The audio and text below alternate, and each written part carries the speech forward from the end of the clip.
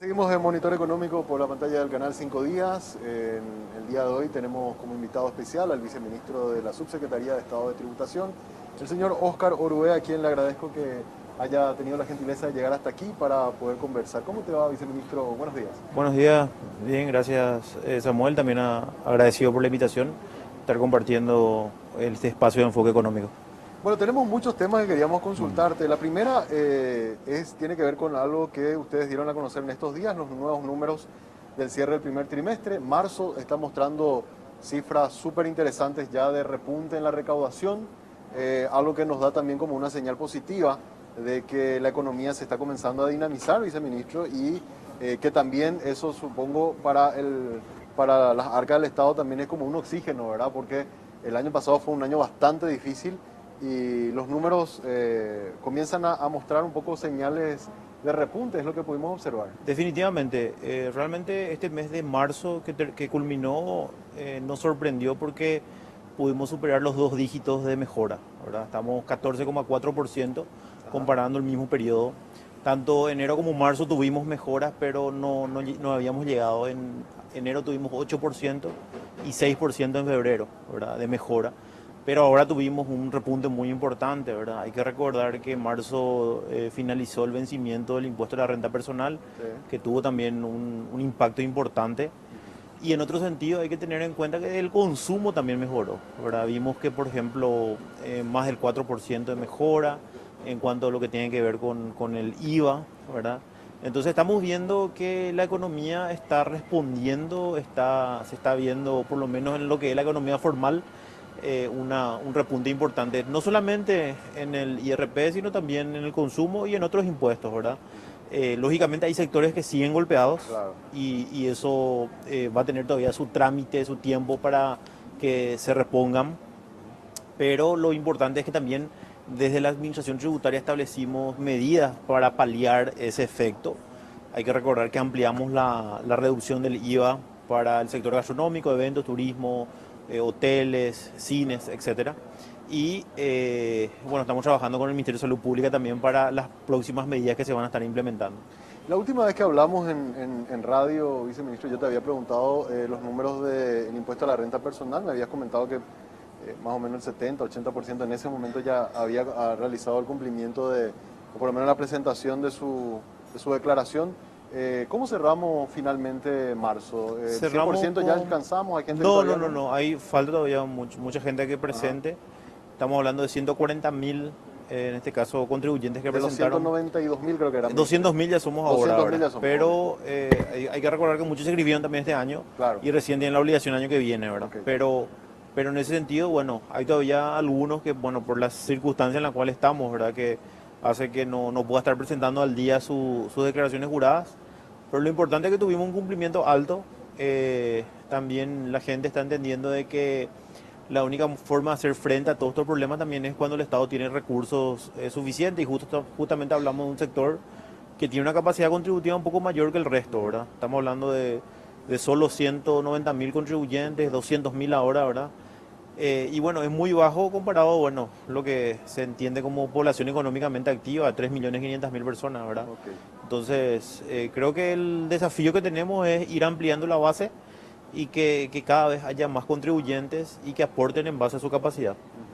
Y me habías comentado también en aquella entrevista que tuvimos anterior a esta, que creo que era 5% de esos que ya habían presentado su declaración habían pedido que se les financie con las medidas que había tomado el Ministerio de Hacienda. No sé cómo quedó ese número ahora. Superó eso porque cuando habíamos hablado todavía no se impactó la reducción De la tasa. de la tasa, ¿verdad?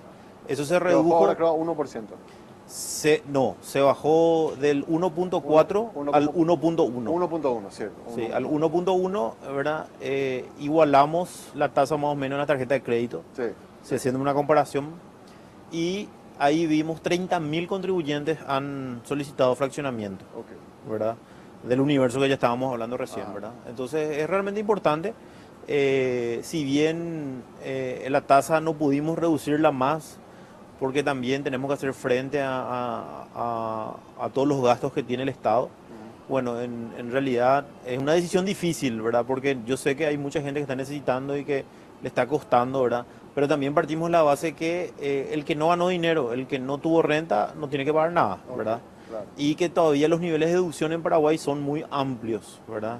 Entonces, evidentemente, siempre le pedimos a la gente, especialmente los contribuyentes del IRP, que en caso que no quieran pagar, lógicamente, pues no va a gusto pagar impuestos, eso es algo que hay que ser Normal, claro, claro. ¿verdad? Pidan su boleta, vayan a comprar de lugares donde le emiten boleta legal, porque esa es la única forma de poder compensar, ¿verdad? Yo tengo boletas legales porque muchos dicen, en realidad yo gasté, me dicen, no tengo más forma de mostrar, entonces eso hace que a la gente se le complique La deducción. la presentación de la declaración, Ujú. por lo tanto va a tener que pagar si no tiene forma de justificar. Claro. Ahora, ustedes siempre hacen un ejercicio que me parece súper interesante, que es lo que se pagó en efectivo y las deducciones que hubieron, ¿verdad? En el caso del IRP, ¿cuánto es el porcentaje de gente que deduce todo y la gente que finalmente termina pagando? O para tener una idea, por Y lo menos. bueno, un 40% es de todas las declaraciones juradas los que pagan. Ah, el De- resto, 60, deduce, se deduce, el 100%. el 100%, Ah, ¿verdad? es un dato Vamos a ver esto interesante. cómo se comporta un poco más adelante, pero por lo menos el corte que habíamos hecho teníamos ese porcentaje. Hablaban ustedes de una proyección más o menos de ingresos a través del IRP cerca de 50 millones de dólares. No sé cómo quedó ahora. 30 y casi 40. 40 millones de dólares. No, no, sí, pero ahora estamos Ah, teniendo o sea, él iba... 220 mil millones de guaraníes recaudamos Ok. ahora en marzo Ajá, de lo que es el IRP, ¿verdad? Eso no sé cuánto con el tipo de dólar que ahora bajó, el tipo de claro. cambio que bajó, seguramente va a ser 20, 30 millones de dólares, Ujú, lo que ya llegamos a recaudar. Y bueno, vamos a esperar cómo se comporta de aquí para a fin de año, ¿verdad? ya. Nosotros, Este mes de abril tenemos el vencimiento del impuesto a la renta empresarial, el IRE, el IRE, ¿verdad? Que también tenemos una expectativa importante, ¿verdad? Especialmente aquellas empresas que esta es ganaron la dinero. primera vez que se va del Pagar. vencimiento del IRE, ¿verdad? Sí, este es el primer año, Y que había, corresponde al 2020. y había un pedido especial que le habían hecho los empresarios de... No, no, no. En realidad lo que hicieron un pedido de una asociación de contadores Ujú, de prorrogar, ¿verdad? Pero no lo vamos a poder hacer, ok, ¿verdad? Eso es también porque el gobierno dentro del presupuesto tiene sus flujos de caja. ujú, Y hoy, eso es lo que decía también el otro día Samuel, el año pasado teníamos más holgura para poder tomar más decisiones y prorrogar claro, impuestos porque teníamos dinero de los préstamos. claro. Este año ya no tenemos más ese margen de maniobra como para poder hacer frente y poder facilitarle más. Partiendo también siempre de la base que 2020 fue un año complicado y muchos no van a pagar renta porque no tuvieron ganancias, Claro. ¿verdad? No tuvieron, en este caso, rentas netas. Entonces, evidentemente, con eso le facilita también, ¿verdad? Diferente fue el año pasado porque fue mucha incertidumbre. El año pasado no sabíamos qué es lo que iba a pasar, Claro. ¿verdad? Hoy ya tenemos un poco más el panorama más claro y bueno, ya sobre eso nos estamos moviendo, aparte viendo también cómo se comportan las economías a nivel mundial.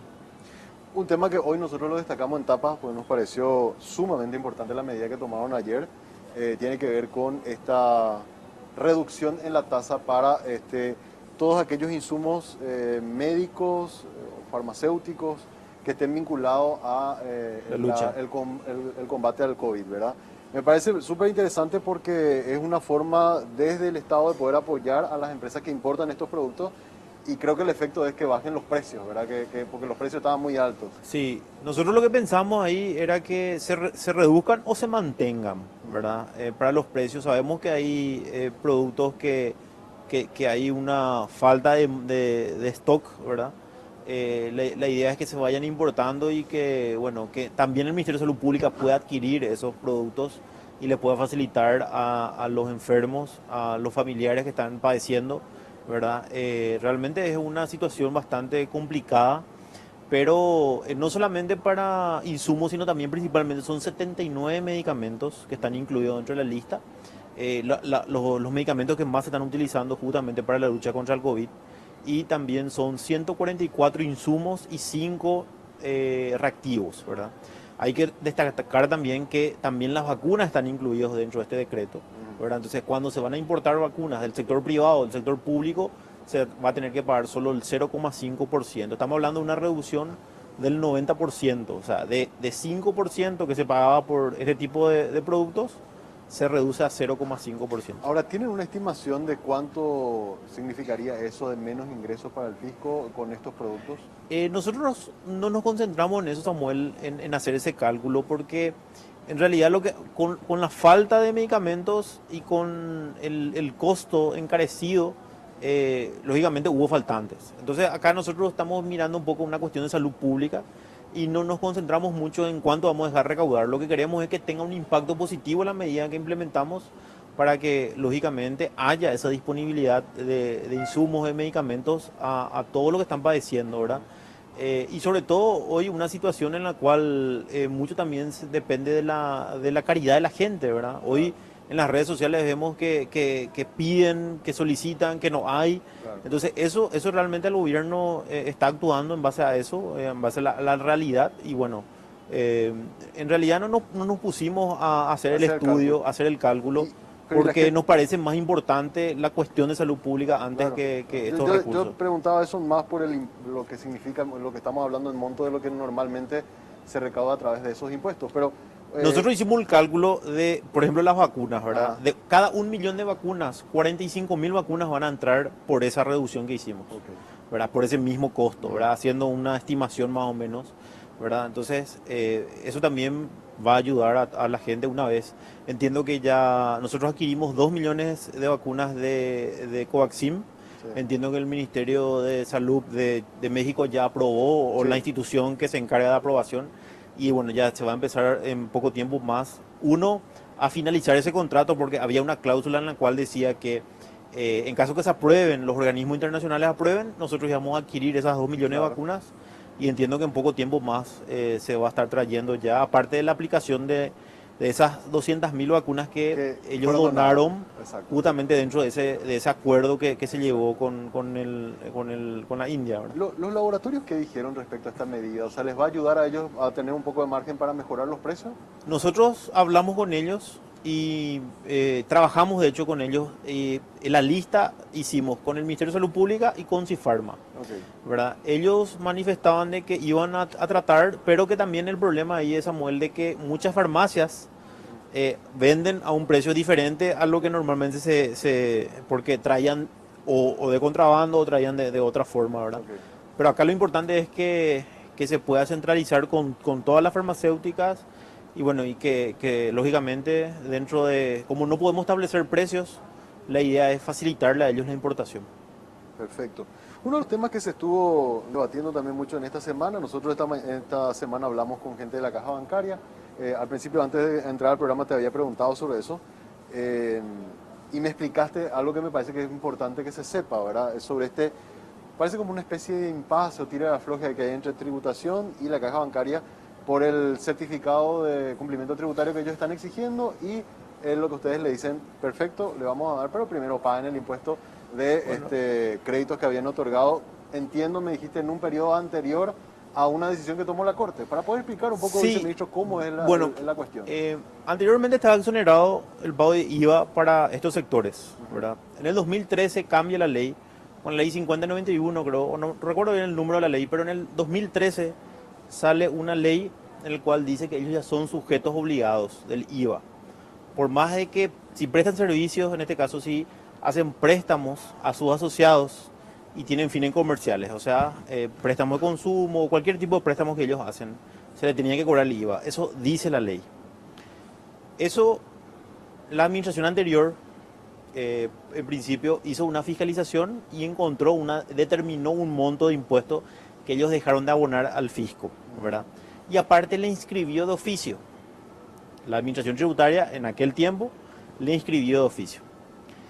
¿Qué sucedió ahí?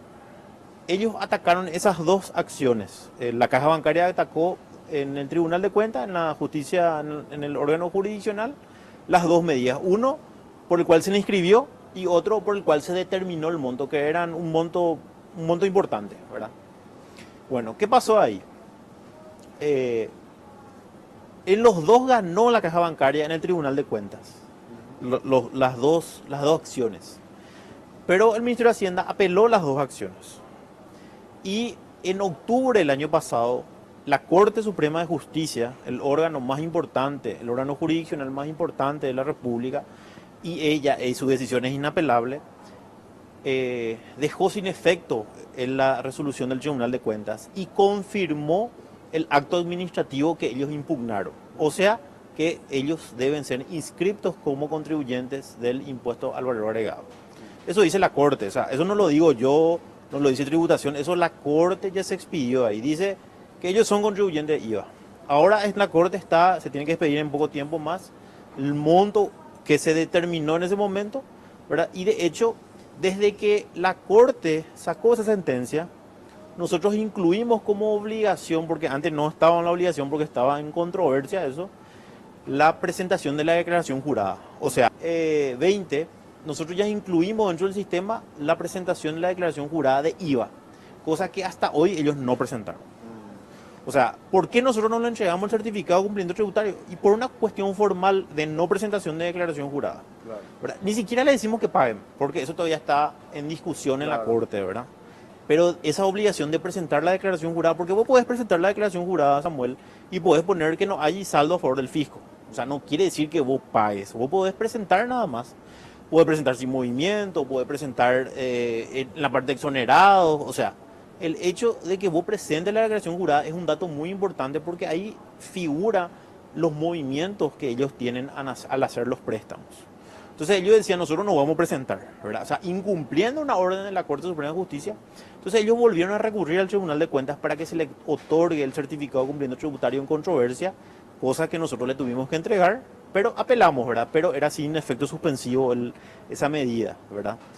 Pero presentaron una contracautela. Nosotros vamos a ejecutar esa contracautela y que quiere decir que ellos garantizaron de que si sale en contra, se le ejecuta un monto millonario que está dentro de la sentencia del Tribunal de Cuentas, ¿verdad?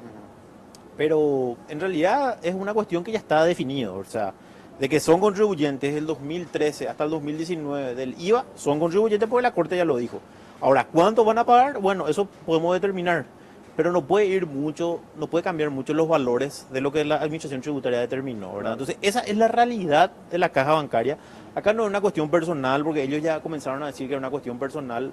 Acá es una cuestión objetiva y sobre todo que nosotros hacemos nuestro trabajo, ¿verdad? Claro. Y te digo más, Samuel, yo estoy convencido de que dentro de la reforma tributaria nosotros ya le exoneramos nuevamente a partir del 2020, ¿verdad? Por la naturaleza de sus funciones. Estamos hablando del ejercicio 2013-2019. Exactamente, okay. O sea, eso vamos a tener que cobrar. O sea, mi función es cobrar eso, no puedo yo. Sobre todo porque la Corte ya te dijo si tenés que cobrarle. Exactamente. Ahora, el monto todavía no te dijo, pero te el dijo monto sí todavía, exactamente. Y si vos, a ver, para ponerlo más en contexto, si la Corte ya te dijo, tenés que cobrarle, periodo 2013-2019, todavía no te dijo el monto, ¿verdad? No te certificó el monto, un monto que voy a tener estimado.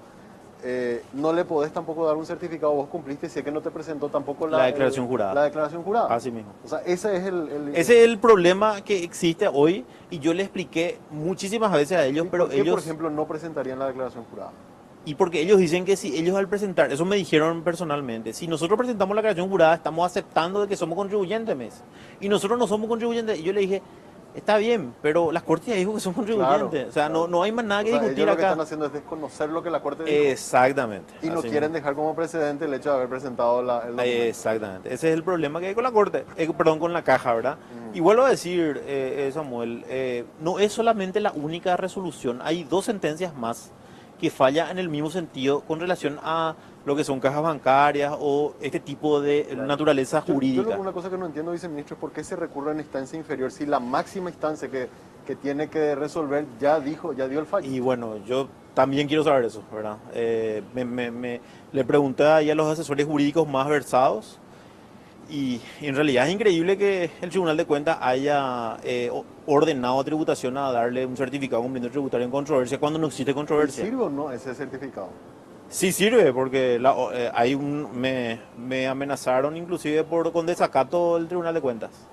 Porque nosotros en principio estamos estudiando... No entiendo el Tribunal de Cuentas cómo va a desconocer un fallo de la Corte Suprema. Yo también quiero saber eso. De hecho, estamos viendo qué acciones tomar respecto a ese punto. Porque la Corte también debería decir, pucha, yo soy acá la máxima autoridad, ¿por qué vos le vas a obligar a tributación a que se expida en algo que yo ya dije que no corresponde? Sí, es la pregunta también que nos hacemos nosotros, pero vuelvo a decir, esto está todavía bueno, nosotros apelamos esa resolución del Tribunal de Cuentas y ahora se tiene que expedir en la Corte esa situación, ¿verdad? Realmente es muy llamativo el actuar del Tribunal de Cuentas, pero bueno, dentro de un Estado de Derecho tenemos que acostumbrarnos a esto, ¿verdad? Y tenemos que pelear con las armas legales que la ley establece. Ahora, una cosa nomás que me parece interesante que puntualizaste, viceministro, para dejar más sentado antes de cerrar la entrevista. Vos dijiste, esto es una cuestión, es una cuestión de una discusión jurídica, pero no hay ninguna cuestión particular ni personal contra las autoridades de la caja bancaria. ¿Sabes por qué? Pues yo estoy escuchando, ayer escuchaba una entrevista en radio y después nosotros incluso hablamos. Creo que se está comenzando a politizar el tema.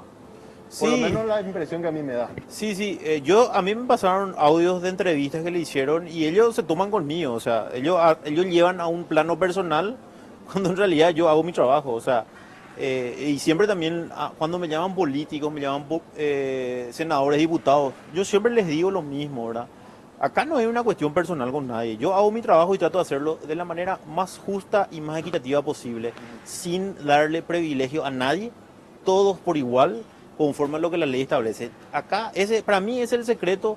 Tiene las instituciones, Samuel, y creo que eso a lo mejor coincidís conmigo, tienen que ser sólidas, tienen que ser fuertes, tienen que fortalecerse las instituciones, independientemente de quién esté al frente, claro, ¿verdad? Porque no puede ser que porque haya una persona nomás o esté otra persona, la institución la institución cambie, claro, o cambie la decisión de la institución. Claro, no puede ser eso, totalmente, ¿verdad? Entonces, eso yo creo que es muy importante tener en cuenta, ¿verdad? Acá no hay una cuestión personal, no hay una cuestión de que hay una pelea, o sea, no, nosotros hacemos lo que la ley nos establece y tenemos que cumplir nuestra función, pero no tampoco vamos porque ellos inclusive me amenazaban de que iban a ir a cerrar con una manifestación, tributación. Y yo les decía, ustedes pueden hacer lo que creen que sea conveniente, pero en realidad hay que cumplir las leyes, hay que cumplir las reglas que están establecidas. Y acá no hay una cuestión, porque sí también yo entiendo que hay una como que se toman conmigo, como que Óscar Orugué es el problema acá, ¿verdad? Claro. Y no pasa por ahí, ¿verdad? Claro. Bueno, viceministro, te agradezco mucho que nos haya aclarado esto. Nosotros esta semana habíamos hablado también con la gente de la caja, queríamos tener también la otra versión, por eso que te invitamos también para hablar sobre el tema. Y bueno, vamos a estar muy... Te voy a hacer copia a tu producción, le voy a pasar la copia de la resolución de la Corte. Genial. Para que lo puedan leer y para que puedan ver que ahí está claramente establecido qué es lo que sucedió con respecto a este punto en particular. Antes de despedirnos, te muestro lo que te había comentado. Nosotros hicimos la pregunta, ¿la SED otorgó, o sea, no otorgó el certificado de cumplimiento tributario a la caja bancaria debido a que esta institución dice que no corresponde pagar el 10% del IVA por intereses cobrados por créditos otorgados a sus afiliados? ¿Cuál de las entidades tiene razón? Y están votando la gente, caja bancaria dice un 56%, 43% dice tributación, ¿verdad?